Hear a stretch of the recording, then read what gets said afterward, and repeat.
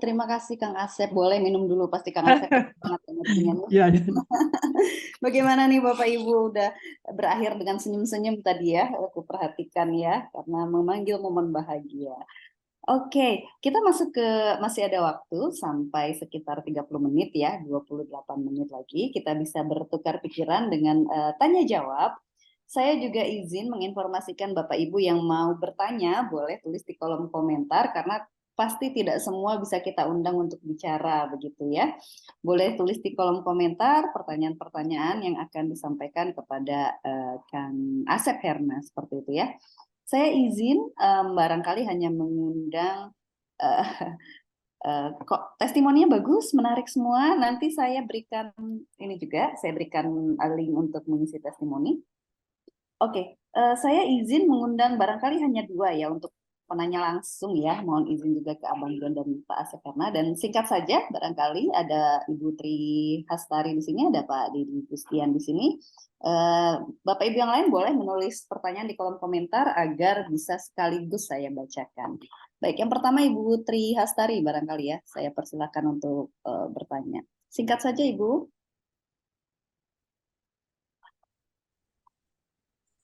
Silakan. Terima kasih. Sudah terdengar ya? Ya. Sudah. Oke. Terima kasih Mbak Amel dan terima kasih juga untuk narasumber. Saya sebenarnya ada sedikit keraguan. Kira-kira mungkin saya ini tidak termasuk salah satu yang tidak berhasil ya. Karena tadi kok beberapa kali atau mungkin yang 5% itu. Saya tidak tahu apakah karena saya terlalu bernegatif diri sehingga saya ketika mengikuti ini menjadi tidak bisa langsung ter, ter apa masuk ke dalam gitu. Karena ini saya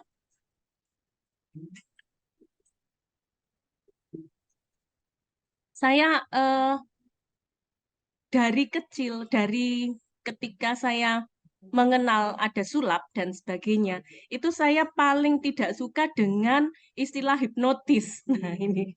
Sehingga ketika ada hipnoterapi, hipnoparenting, itu saya sepertinya ada sesuatu yang menutupi gitu. Blok ya, ngeblok ya. Tapi ya betul. Tapi saya tahu ini ada beberapa yang apa ya, yang positif ketika saya mendengarkan ini. Jadi selama ini saya memang selalu tidak pernah mengikuti undangan ataupun ajakan teman-teman yang mengajak kegiatan hipnoparenting atau hipno yang lain-lain karena sering sekali ada gitu ya. Nah, ketika saya mengikuti ini, ternyata tadi saya tidak bisa seperti teman-teman yang bisa membengkokkan itu mereka kenceng tapi saya kok ketika disuruh membengkokkan itu langsung bisa bengkok gitu.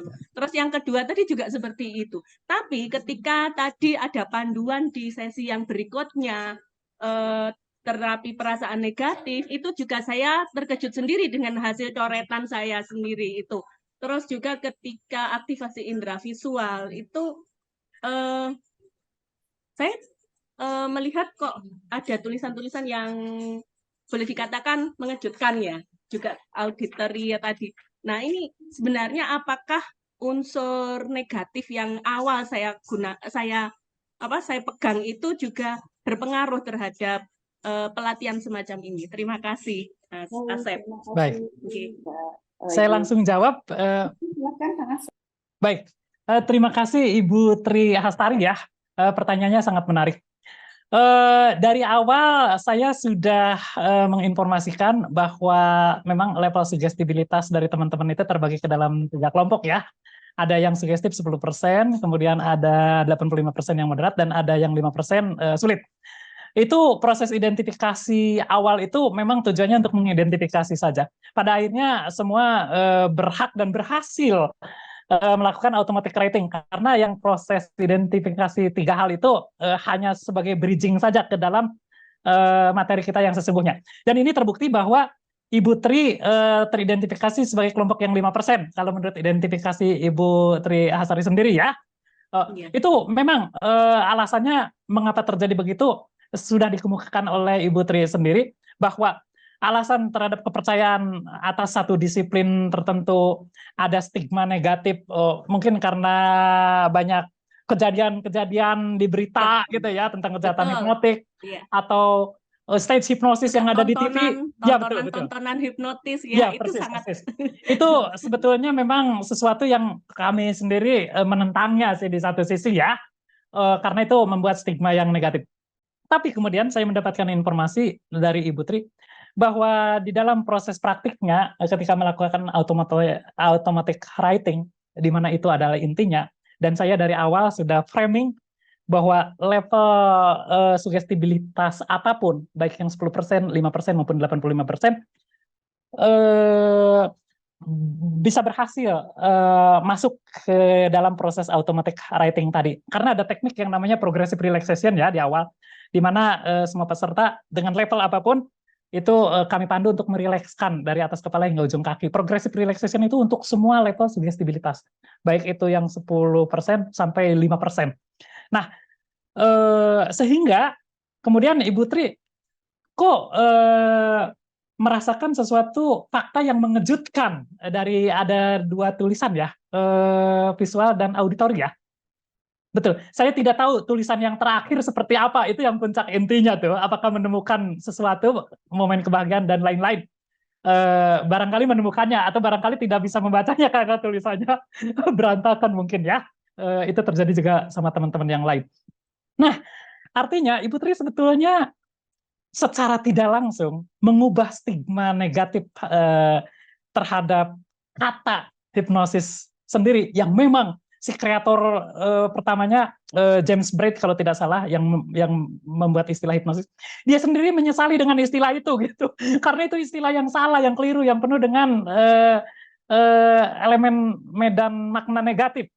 Akhirnya si James Braid itu kemudian menggantinya dengan monoideisme kalau tidak salah. Jadi ide tunggal gitu, kesadaran fokus lah. Tapi karena orang sudah terlanjur populer dengan istilah hipnosis, akhirnya tidak bisa diubah, Bu. Sehingga melekat aspek negasinya ya. Cuma Ibu pada akhirnya secara tidak langsung, saya baca dari sisi mental Ibu, kemudian tiba-tiba menerima prosesnya dengan masuk ke wilayah dalam tanda petik ya Bu ya, trends di dalam automatic writing bahkan di sesi pertama, yaitu auditory dan visual. Dengan tiba-tiba menemukan sesuatu yang mengejutkan yang tidak direkayasa oleh konsius ya. Itu yang namanya fakta subconscious, Bu. Fakta subconscious itu selalu bisa selaras dengan konsius, bisa tiba-tiba berbeda atau bertentangan gitu. Dan kita kaget sendiri. Kita maunya misalkan aku mau mengacu ke momen bahagia ini, kok tiba-tiba muncul nama ini gitu ya. Dan kita harus mempercayai fakta subconscious itu ya. Tadi saya lihat ada pertanyaan seperti itu juga di chat.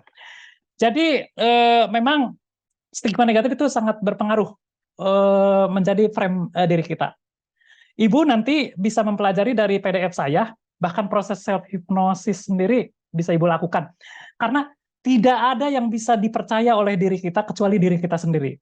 Dan sesungguhnya yang namanya hipnosis itu atau hipnoterapi itu sesungguhnya itu makna yang ada di dalam diri kita itu adalah self hipnoterapi atau self hipnosis. Jadi seandainya ada di sini teman-teman yang berhasil bahkan dari awal saya pandu, itu sebetulnya bukan saya yang memandu teman-teman, tapi diri teman-teman sendiri yang mengizinkan dan melakukan proses self automatic writing tadi. Bahkan tadi automatic writing itu adalah self automatic writing, teman-teman sendiri yang menjalankannya gitu ya. Ibu silakan boleh mengulang dari proses awal sampai akhir, tapi abaikan tentang sugestibilitas yang mengidentifikasi tiga karakter sugestibilitas diri Ibu ya, karena itu bukan bagian penting. Yang penting bagaimana Ibu berhasil mengakses subconscious Ibu dan tadi menuliskan fakta-fakta mentalnya ya, Ibu. Jadi bukan Ibu gagal, Ibu berhasil ya. Congratulations untuk Ibu, selamat untuk Ibu. Luar Silakan biasa. untuk pertanyaan berikutnya. Baik, saya izin mengambil dari kolom komentar dulu sebelum nanti ke tadi yang sudah saya undang kepada Dedi ya. Ini ada 2 pertanyaan yang saya rasa berkesinambungan. Yang pertama dari Mbak Mona Lestiani, Kang Asep, jika ingin menulis cerita tentang pengalaman pribadi, apakah sebelumnya juga melakukan relax dulu dengan melakukan seperti latihan tadi? Dan perlu menghadirkan keadaan mana ya? Karena kan tadi ada momen sedih dan bahagia, mana dulu nih yang harus dihadirkan? Nah, beliau merupakan ibu dari anak berkebutuhan khusus yang ingin menuliskan cerita mengenai anak-anaknya. Oh, Saya izin menambahkan juga tadi ada pertanyaan yang selaras mengenai rileks. Nah, dalam proses mengaktif dari Mas Bahar, mengaktifkan keadaan rileks kadang terganggu atau ada bias atau bahkan terganggu dengan pikiran sendiri. Apakah hal itu normal ya? Harus ada usaha lebihkah untuk fokus atau bagaimana? Mangga Kang Asep, dua pertanyaan baik. Baik, saya menjawab dulu pertanyaan yang pertama ya. Kita sesuaikan dulu dengan kebutuhannya ya. Jadi yang tadi saya pandu ke teman-teman, yang saya contohkan ke teman-teman adalah state relax yang ekstrim. Tapi sesungguhnya kita mengikuti saja hukum kreativitas yang tadi saya sebutkan ya, bahwa makin kreatif, makin relax, imajinasi kita makin muncul karena sesungguhnya relax itu adalah proses turunnya putaran listrik dari yang 24 sampai 12 putaran listrik per detik tadi ya ke frekuensi alfa dan theta, yaitu 12 sampai yang paling dalamnya itu 4 putaran listrik per detik. Jadi sebetulnya Ibu tidak harus mengikuti saklek panduan saya yang sampai masuk ke wilayah rileks terdalam. Walaupun Ibu saat ini sudah mampu ya dengan mengaktifasi tombol rileks itu. Bahkan sesederhana hanya narik napas, hembus napas 3 kali saja, itu gelombang putaran listrik di saraf Ibu itu sudah turun dan masuk ke kesadaran alfa paling ringan. Jadi tinggal pilih saja apakah aku mau hanya deras ide saja, artinya hanya aku kondisikan diri aku ke dalam momen rileks yang alfa, tapi dengan kesadaran rasional tetap hadir di dalamnya gitu. Atau aku mau mempasifkan kesadaran rasional langsung masuk ke kesadaran subconscious total. Biasanya orang yang masuk ke dalam kesadaran subconscious total adalah untuk keperluan misalkan penulisan forensik ya, yaitu menggali data-data yang terlupakan. Nah, itu harus full masuk ke dalam momen kesadaran rileks dalam yang tadi seperti saya pandu. Karena kita membangkitkan memori-memori yang justru rasionalitas kita lupakan gitu ya. Jadi tergantung tujuannya. Kalau hanya untuk menulis kreatif saja, cukup masuk rileks ringan saja. Simpelnya kira-kira seperti itu ya. Kalau untuk kebutuhan forensik, menggali data, termasuk data penyembuhan, saya sarankan masuk ke kesadaran rileks yang dalam yang tadi saya ajarkan ya. Yang Ibu semua sudah menguasainya insya Allah atau bisa memperdalamnya lagi. Menjawab pertanyaan Pak Bahar itu kebetulan satu yang saya lihat karena ada di layar saya. Saya lihat dari awal Pak Bahar itu masuk ke dalam kelompok 10% sebetulnya ya. Tapi ternyata ada, kok aku merasa terganggu, terdistraksi ya. Semua level kesadaran, baik yang 10%, apalagi yang sulit, yang 5%, itu gangguan distraksinya pasti semakin kuat. Cara kita menyikapinya adalah abaikan saja gangguan itu. Abaikan saja gangguan. Saya sendiri ketika self-hipnosis, masih mendengarkan suara pertanyaan-pertanyaan itu ada muncul. Tapi saya tetap mengikuti struktur proses relaxation yang saya tadi ya. Jadi abaikan, dan semua proses relaksasi tetap berjalan pada track yang sesungguhnya, walaupun ada banyak distraksi. Jadi kita cuekkan. Prinsipnya mengalir saja gitu. Biarkan kita hanyut dalam alur itu. Mau ada distraksi lain, mau ada apa, terima saja, biarkan saja kita dengarkan, kita apa gitu. Jangan membuat proses ritual relaxation atau automatic writing kita berhenti ya. Apalagi Pak Bahar, saya yakin di dalam coretan-coretan berikutnya juga itu menghadirkan trans terdalam, saya yakin karena dari awal sudah mengindikasikan itu. Ya, distraksi semua orang mendapatkannya, bahkan saya gitu. Semoga menjawab. Semakin sering semakin biasa ya otot-ototnya untuk mudah relaksasi ya. Betul banget itu. Betul banget. Harus lebih sering nih. Oke, saya izin mengundang Mas Dedi Gustian. Mohon singkat saja agar kita bisa kembali ke kolom komentar. Silakan Mas Dedi Gustian bicara langsung. Ya, makasih Mbak Amel, Kang Asep, izin. Tadi saya mengikuti. Jadi, oh ya, perkenalkan saya Dedi, saya dari Jambi. Saya berkenaan dengan tadi sebenarnya sama kasus saya dengan Ibu Tri. Jadi ngeblok saya ini cukup parah juga gitu. Nah, terus saya mudah terdistraksi. Terus saya suka selalu informasi, kalimat, kata cepat selalu membayangkan hal sesuatu. Sehingga itu yang mempengaruhi saya untuk lari fokus pada. Tapi saya tadi berusaha, saya berhasil di dalam proses untuk tahap pertama yang Kang Asep lakukan itu bisa. Tapi walaupun dia terjadi juga bengkok. Tapi dalam proses selanjutnya saya nggak berhasil karena saya waktu untuk mengembalikan fokus relaksasi untuk memulai untuk melakukan menulis itu gagal, Mas. Ya mungkin tidak gagal ya, tapi proses ini. Ya. Nah, saya ingin tahu apa tips untuk melakukan terapi pada diri untuk kita bisa membongkar blok inilah, Kang. Jadi karena saya kebetulan kerja saya juga sebagai fasilitator di komunitas-komunitas. Nah, pertanyaannya juga berkaitan itu, apakah itu juga berpengaruh dalam proses kita memfasilitasi sehingga untuk mampu menggali tadi misalnya untuk mengakses subconscious di komunitasnya sendiri karena di saya sendiri juga tadi kasusnya suka berpikir negatif, berpikir ini begini gitu. Ya. Nah, terus ini satu sedikit Mas Kang, apakah metode mendengarkan musik dan melakukan gerakan tubuh itu bisa dimasukkan dengan bisa masuk nggak pada level bagian dalam proses suggestibility tadi, misalnya apakah dia masuk dalam yang 10% atau moderat atau sulit, apakah dia bagian itu untuk kita melakukan mendengar musik dan gerakan tubuh. Mungkin itu. Terima kasih Kang Asep. Terima kasih, Mangga Kang Asep. Baik. Saya jawab secara general dulu ya, bahwa salah satu cara untuk menghancurkan blok-blok yang tadi menghambat itu sebetulnya sudah saya pandu dari awal tuh, yaitu dalam proses automatic writing yang pertama, yaitu membuat lingkaran-lingkaran coretan-coretan kecil, dari kecil sampai kemudian besar dan sebagainya. Itu sebetulnya melatih kita untuk awalnya kita menyadari bahwa yang kita coretkan adalah lingkaran-lingkaran itu. Jadi rasionalitas kita, distraksi kita yang kita explore ya. Jadi awalnya kita menyadari setiap gerakan bahwa kita meniatkan untuk membuat coretan-coretan kecil dengan sangat sadar ya.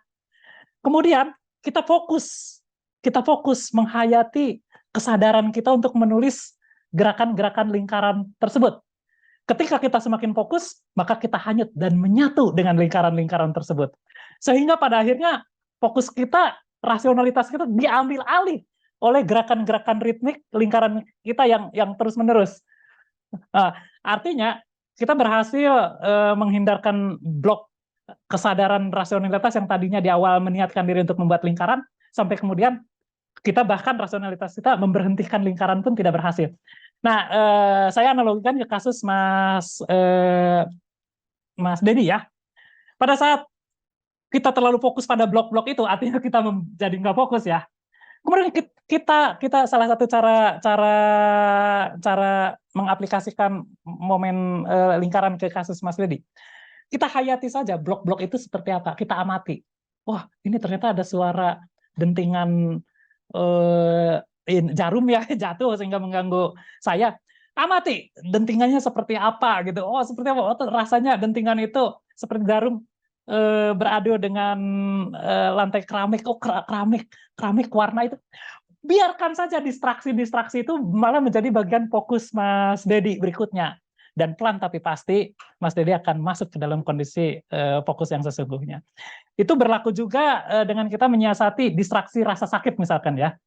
Rasa sakit kepala. Rasa sakit kepala kan sangat mengganggu ya. Rasa sakit kepala yang nyut-nyut, amati saja. Kita malah menyatu dengan distraksi itu. Amati. Rasa sakit kepalanya kayak gimana sih? Oh, ternyata nyut-nyutan. Oh, ternyata dalam 30 detik rasa nyut-nyutannya 10 kali, dihitung kalau perlu.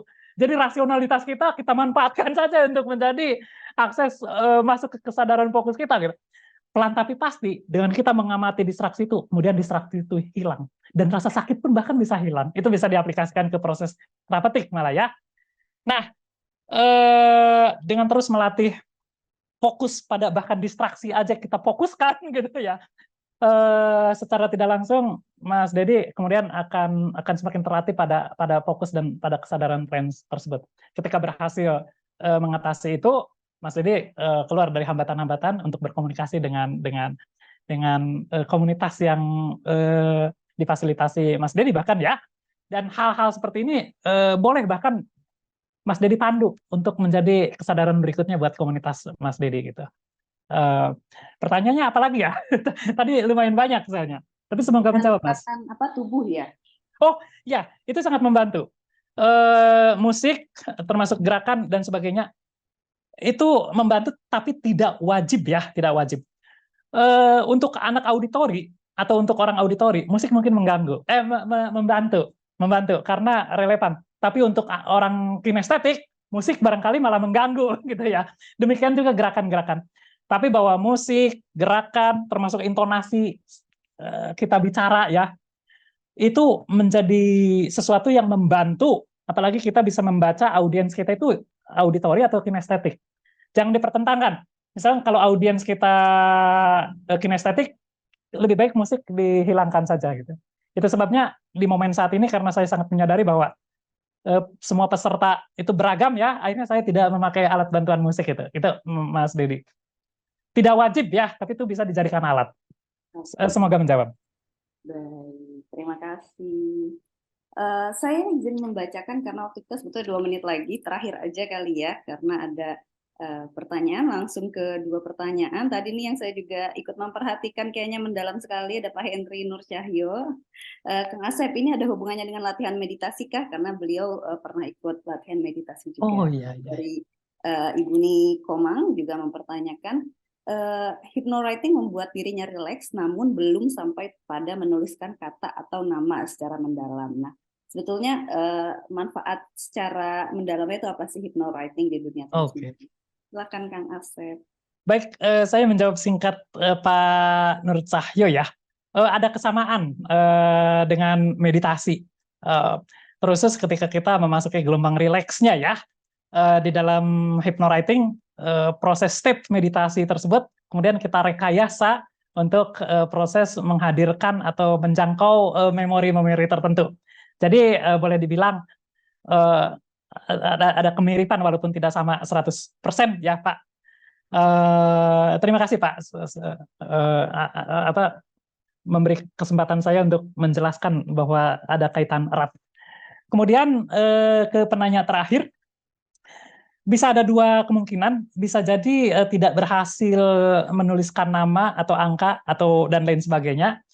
Bisa jadi juga perlu dideteksi ulang coretannya, karena coretan itu bahkan saking abstraknya ya, saking kita masuk ke dalam subconsciousnya, akhirnya kita tidak berhasil mendeteksi tulisan apa, barangkali cuma coretan terus. Itu yang terjadi ke yang tadi saya contohkan ya, penulis gadis kretek itu. Tadinya dia pikir hanya menuliskan garis-garis doang gitu. Ternyata ada beberapa huruf yang terpisah. Di mana huruf yang terpisah itu atau yang berantakan itu kalau dalam bahasa premannya itu adalah judul novel dia. Dan ada dua kelompok huruf yang berantakan itu. Judul novel yang bersangkutan sama nama anaknya. Tadinya dia pikir aku nggak menuliskan apa-apa gitu. Tapi setelah dideteksi, oh ternyata ada.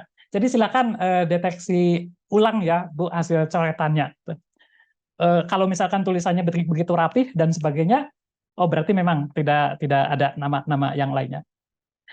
Tentang nama, lokasi dan sebagainya, lupakan soal itu karena sesungguhnya yang kita fokuskan adalah pada simbol-simbol yang dicoretkan oleh tangan-tangan kita dan efeknya. Efek dari awal objektifnya adalah menemukan rasa bahagia. Simbol-simbol itu sudah menemukan rasa bahagia momen kita, termasuk nama di dalamnya. Hanya nama tidak tertuliskan, tapi perasaannya hadir dan muncul di dalam diri kita. Mungkin kalau kita lihat lagi ulang, apakah aku bahagia setelahnya, misalkan gitu ya, kita bisa tanyakan ke diri teman-teman masing-masing. Terima kasih Mbak Amel dan Ibu yang tadi bertanya. Terima kasih. Baik, terima kasih Kang Asep. Luar biasa, kita sudah sampai pada akhir pelatihan Creative Writing Session hari pertama. Barangkali sebelum diakhiri, Kang Asep bisa memberikan semacam penutup begitu ya, beberapa menit sebagai akhir dari sesi hari pertama Creative Writing Session, dan besok akan kembali dilanjutkan. Tadi ada yang bertanya soal materi dalam pelatihan kali ini akan dibagikan di WA Group. Saya nanti kirimkan juga link untuk bergabung ke WA Group bagi Bapak Ibu yang belum tergabung begitu ya. Juga nanti ada link absensi di update, dan juga ada link untuk mengisi testimoni, kesan dan pesan Bapak Ibu menghadiri hari pertama Creative Writing Session. Baik, Kang Asep, mangga ditutup dengan pernyataan penutup. Baik, terima kasih teman-teman semuanya. Saya sangat bahagia sudah sharing sesuatu yang mungkin teman-teman sudah pahami sebelumnya, sudah kuasai sebelumnya, atau mungkin teman-teman yang betul-betul baru mengalaminya ya. Silahkan memanfaatkan kegunaan dari automatic writing yang saya pandu, sekaligus menjawab pertanyaan terakhir karena saya lupa, bahwa manfaatnya sangat banyak.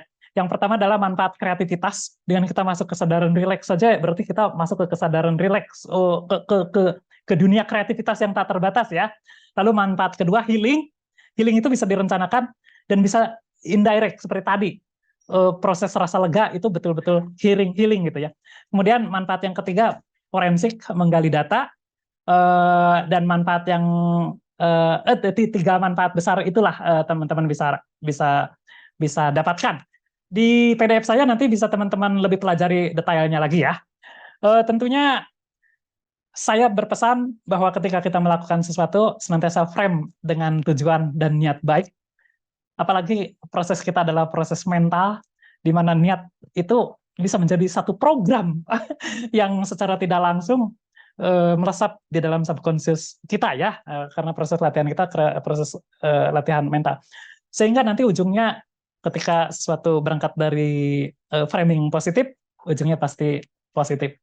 Semoga lewat tulisan-tulisan kita lahir energi-energi positif yang saling menular dan kemudian balik lagi ke diri kita masing-masing. Sekali lagi saya mengucapkan terima kasih untuk Pak Denny JA, untuk Pak John, untuk Mbak Amelia, untuk teman-teman semuanya, untuk narasumber Om Budiman Hakim dan Pak Eka Budianta, salah satu guru saya juga, untuk Ibu Felicia Utorodewo yang sudah hadir di sini, dan semua teman-teman yang ada di sini, terima kasih. Semoga sehat selalu, semoga semakin kreatif. Selamat siang. Assalamualaikum warahmatullahi wabarakatuh. Terima kasih semuanya. Terima kasih banyak Kang Asep, terima kasih banyak Bapak Ibu, sahabat sekalian yang sudah bergabung sejak pukul 9 pagi. Kita jumpa lagi besok dengan tema yang tidak kalah menarik mengenai ide-ide komunikasi bisnis dalam penulisan bersama creative advisor dan storyteller Budiman Hakim yang juga hadir di ruang virtual ini. Jumpa lagi besok, atau kita bisa ngobrol lebih lanjut di grup WhatsApp. Tadi saya sudah kirimkan linknya. Akhir kata, selamat melanjutkan aktivitas, sehat selalu, salam hangat buat keluarga. Assalamualaikum warahmatullahi wabarakatuh.